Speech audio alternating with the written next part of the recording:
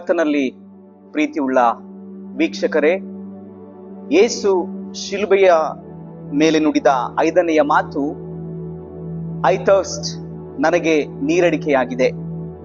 ಯೋಹಾನನು ಬರೆದ ಸುವಾರ್ತೆ 19ನೇ ಅಧ್ಯಾಯ ವಚನ 28. ಬೇಸಿಗೆಯಲ್ಲಿ ಬಹಳ ಶೆಕೆ, ನಮಗೆ ನೀರಡಿಕೆ ಹೆಚ್ಚಾಗುತ್ತದೆ. ನನಗೆ ನೀರಡಿಕೆಯಾಗಿದೆ ಎಂಬುದಾಗಿ ನಾವು ದಿನಾಲೂ ಕೂಡ ಹೇಳುತ್ತೇವೆ ಮತ್ತು ಅದು ನಮ್ಮ ಅನುಭವ ಕೂಡ ಆಗಿದೆ. ನೀರಿಲ್ಲದೆ ಜೀವ ಸಂಕುಲವಿಲ್ಲ. ನೀರೇ ಸಮಸ್ತ ಜೀವಕ್ಕೆ ಮೂಲ, ಪಂಚಭೂತಗಳಲ್ಲಿ ಒಂದು. ಮನುಷ್ಯನ ದೇಹ 60ರಷ್ಟು ನೀರಿನಿಂದ ತುಂಬಿದೆ. ಭೂಮಿಯು ಕೂಡ 91% ನೀರಿನಿಂದ ತುಂಬಿದೆ. ಆದರೆ ನನಗೆ ನೀರಡಿಕೆಯಾಗಿದೆ ಎಂಬ ವಾಕ್ಯ ಯೇಸುವಿನಲ್ಲಿ ವಿಶೇಷ ಗಣ್ಯತೆ ಪಡೆದುಕೊಂಡಿತು. ಯೇಸುವಿನ ಸಪ್ತವಾಕ್ಯಗಳಲ್ಲಿ ಅದು ಸೇರಿಕೊಂಡಿತ್ತು. ಯೇಸುವಿಗಾದ ಹಿಂಸೆ, ಹಗಲು ರಾತ್ರಿ ಎನ್ನದೆ ಆತನನ್ನು ಹಿಂಸಿಸಿದರು, ಹೊಡೆದರು, ಅಪಹಾಸ್ಯ ಮಾಡಿದರು, ಶಿಲುಬೆ ಹೊರಿಸಿದರು. ಇಂತಹ ವ್ಯಥೆಗೆ ಒಳಗಾದಂತ ದೇಹ ನೀರು ಬಯಸುವುದು ಸಾಮಾನ್ಯ ವಿಷಯವೇ ಸರಿ. ಜೀವ ಕೊಡುವ ಹೊರತೆಯನ್ನು ಹೊಂದಿದ ಯೇಸು ಯೋಹಾನನು ಬರೆದ ಸುವಾರ್ತೆ 4ನೇ ಅಧ್ಯಾಯದಲ್ಲಿ ಸಮರ್ಯದ ಸ್ತ್ರೀ ಒಟ್ಟಿಗೆ ಮಾತನಾಡುವಾಗ, ನನಗೆ ನೀರಡಿಕೆಯಾಗಿದೆ ಅಥವಾ ಕುಡಿಯುವುದಕ್ಕೆ ನೀರು ಕೊಡು ಎಂದು ಕೇಳುತ್ತಾನೆ. ಯೇಸು ಪರಿಪೂರ್ಣ ಮಾನವ ಸ್ವಭಾವ, ಮಾನವ ಶರೀರ ಹೊಂದಿದವನಾಗಿ ಬಂದವನು. ದಣಿದ, ಬಾಯಾರಿದ ಮತ್ತು ಹಸಿದ. ಈ ಪರಿಚ್ಛೇದದಲ್ಲಿ 2 ಸಂಗತಿಗಳ ಕುರಿತಾಗಿ ಯೋಹಾನನು ಸ್ಪಷ್ಟೀಕರಿಸುತ್ತಾನೆ. ಮೊದಲನೆಯದಾಗಿ, ಯೋಹಾನನು ಯೇಸುವಿನ ಈ ಮಾತಿನಲ್ಲಿ ಹಳೆ ಒಡಂಬಡಿಕೆಯ ಪ್ರವಾದನೆಯು ಈ ಮಾತಿನಲ್ಲಿ ನೆರವೇರಿದೆ ಎಂಬುದಾಗಿ ಸೂಚಿಸುತ್ತಿದ್ದಾನೆ. ಕೀರ್ತನೆಗಳು 69 ವಚನ 21ರಲ್ಲಿ, ನನಗೆ ಉಣ್ಣುವುದಕ್ಕೆ ಕಹಿಯಾದ ವಸ್ತುವನ್ನು, ಬಾಯಾರಿದಾಗ ಉಳಿತ ದ್ರಾಕ್ಷರಸವನ್ನು ಕೊಟ್ಟರು ಎಂಬುದಾಗಿ. ಎರಡನೇದಾಗಿ, ವಚನ 29ರಲ್ಲಿ, ಹುಳಿರಸ ತುಂಬಿದ ಗಡಿಗೆ ಇಟ್ಟಿರಲಾಗಿ ಅವರು ಸ್ಪಂಜನ್ನು ಹುಳಿರಸದಿಂದ ತುಂಬಿದ ಈಸೋಪ್ ಗಿಡದ ಕೋಲಿಗೆ ಸಿಕ್ಕಿಸಿ ಆತನ ಬಾಯಿಗೆ ಮುಟ್ಟಿಸಿದರು.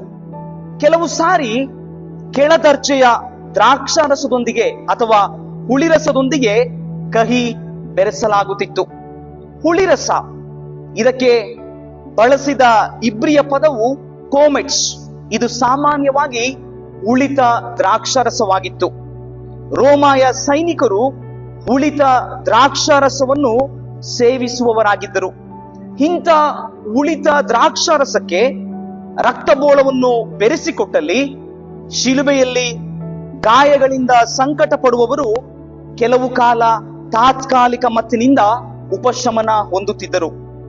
ಯೇಸು ಶಿಲುಬೆಯಲ್ಲಿ ಬಾಯಾರಿಕೆಯಿಂದ ನೀರು ಕೇಳಿದಾಗ ಇಂಥ ಹುಳಿರಸವನ್ನು ಕೊಟ್ಟರು.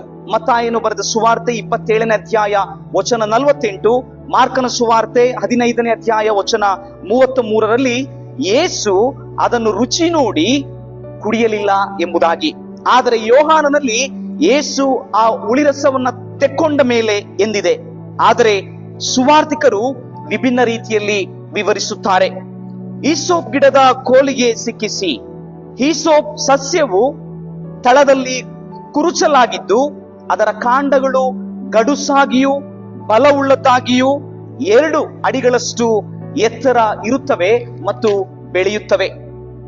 ಇಸ್ರಾಯೇಲ್ಯರು ಐಗುಪ್ತದ ದಾಸತ್ವದ ಬಂಧನದಿಂದ ಹೊರಬರುವಾಗ ಅವರ ಮೊದಲ ಪಸ್ಕ ಹಬ್ಬದಲ್ಲಿ ಮರಣದ ದೂತನು ಐಗುಪ್ತವನ್ನು ಹಾದು ಹೋಗುವಾಗ ಇಸ್ರಾಯೇಲ್ಯರು ಪಸ್ಕದ ಕುರಿಮರಿಯ ರಕ್ತವನ್ನು ಈಸೋಪ್ ಬರಲಿನಿಂದ ಹದ್ದಿ ತಮ್ಮ ಬಾಗಿಲುಗಳ ನಿಲುವು ಪಟ್ಟಿಗಳ ಮೇಲೆ ಹಚ್ಚಿದ ಘಟನೆಯನ್ನು ಈ ಈಸೋಪ್ ಕೋಲು ನೆನಪಿಸುತ್ತದೆ. ವಿಮೋಚನ ಕಾಂಡ 12ನೇ ಅಧ್ಯಾಯ ವಚನ 27ರಲ್ಲಿ.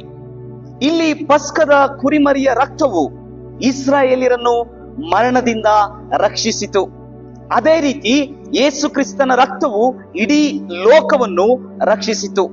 ಹೀಗೆ ಯೋಹಾನ ಸುವಾರ್ತಿಕನು ಇಡೀ ಲೋಕವನ್ನು ರಕ್ಷಿಸಲು ಬಂದ ಪಸ್ಕದ ಕುರಿಮರಿ ಯೇಸುವೆ ಎಂಬುದನ್ನು ಈ ಘಟನೆಯಲ್ಲಿ ತಿಳಿಸುತ್ತಾ ಇದ್ದಾನೆ. ಯೇಸು ಹೇಳುವಂತ ಮಾತು, ಯಾವನಿಗಾದರೂ ನೀರಡಿಕೆಯಾಗಿದ್ದರೆ ಅವನು ನನ್ನ ಬಳಿಗೆ ಬಂದು ಕುಡಿಯಲಿ. ನನ್ನನ್ನು ನಂಬಿರುವವನ ಹೊಟ್ಟೆಯೊಳಗಿಂದ ಶಾಸ್ತ್ರದಲ್ಲಿ ಹೇಳಿರುವ ಪ್ರಕಾರ ಜೀವಕರವಾದ ನೀರಿನ ಹೊಳೆಗಳು ಹರಿಯುವವು ಎಂದು ವಾಗ್ದಾನ ಮಾಡಿದಾತನು. ನಾನು ಕೊಡುವ ನೀರನ್ನು ಕುಡಿದವನಿಗೆ ಎಂದಿಗೂ ನೀರಡಿಕೆಯಾಗುವುದಿಲ್ಲ ಎಂದು ಸಮರ್ಯದ ಸ್ತ್ರೀಗೆ ಹೇಳಿದಾತನು. ಜೀವದ ಬುಗ್ಗೆಯಾಗಿರುವಾತನೇ ನಮಗಾಗಿ ಶಿಲುಬೆಯ ಮೇಲೆ ದಾಹ ಉಳ್ಳವನಾದನು. ಸಾಧಾರಣವಾಗಿ ಮನುಷ್ಯರು ಮರಣದ ಹಾಸಿಗೆಯಲ್ಲಿರುವಾಗ ಬಾಯಿಗೆ ನೀರು ಬಿಡುವ ಪದ್ಧತಿ, ಅಥವಾ ಅವರಿಗೆ ಪ್ರಿಯರಾದವರು, ಇಷ್ಟವಾದವರು ಬಾಯಿಗೆ ನೀರು ಹಾಕುವಂತ ಪದ್ಧತಿ ಅದು ಲೋಕರೂಢಿಯಾಗಿದೆ. ಆದರೆ ಇಲ್ಲಿ ಯೇಸುವಿಗೆ ತನ್ನ ಮರಣದ ಗಳಿಗೆಯಲ್ಲಿ ನೀರು ಕೊಡಲು ಇಲ್ಲವೇ ಆತನ ದಾಹ ತೀರಿಸಿಕೊಳ್ಳಲು ಯಾವುದೇ ಅವಕಾಶವಿಲ್ಲ. ಇದು ಆತನು ಪ್ರಾಣ ಬಿಡುವ ಅಂತಿಮ ಘಟ್ಟವನ್ನ ನಮಗೆ ತಿಳಿಸುತ್ತದೆ.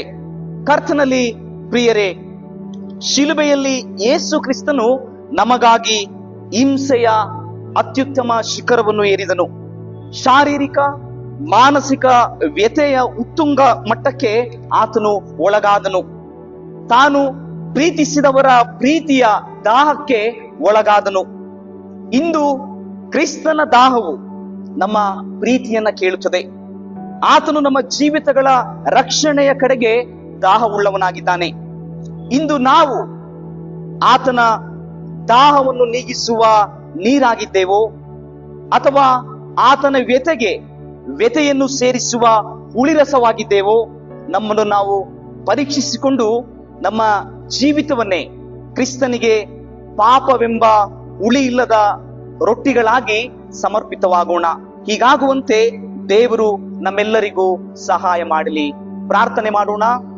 ಪ್ರೀತಿ ಉಳ್ಳಂತ ನಮ್ಮ ತಂದೆಯಾದ ದೇವರೇ, ನಿನ್ನ ವಾಕ್ಯ ಧ್ಯಾನವನ್ನ ಮಾಡಿದ್ದೇವೆ. ನಿನ್ನ ಕೃಪೆಯನ್ನು ನಾವು ದೃಷ್ಟಿಸಿ ನೋಡಿದ್ದೇವೆ. ಈ ವಾಕ್ಯದ ಮೂಲಕವಾಗಿ ನಮ್ಮ ಜೀವನದಲ್ಲಿ ಬದಲಾವಣೆ ಉಂಟಾಗಲಿ. ಪ್ರಾರ್ಥನೆ ಕೇಳಿದ್ದಕ್ಕಾಗಿ ನಿನಗೆ ಸ್ತೋತ್ರ. ಯೇಸುವಿನ ನಾಮದಲ್ಲಿ ಪ್ರಾರ್ಥನೆ ಬೇಡಿದ್ದೇವೆ. ಆಮೆನ್.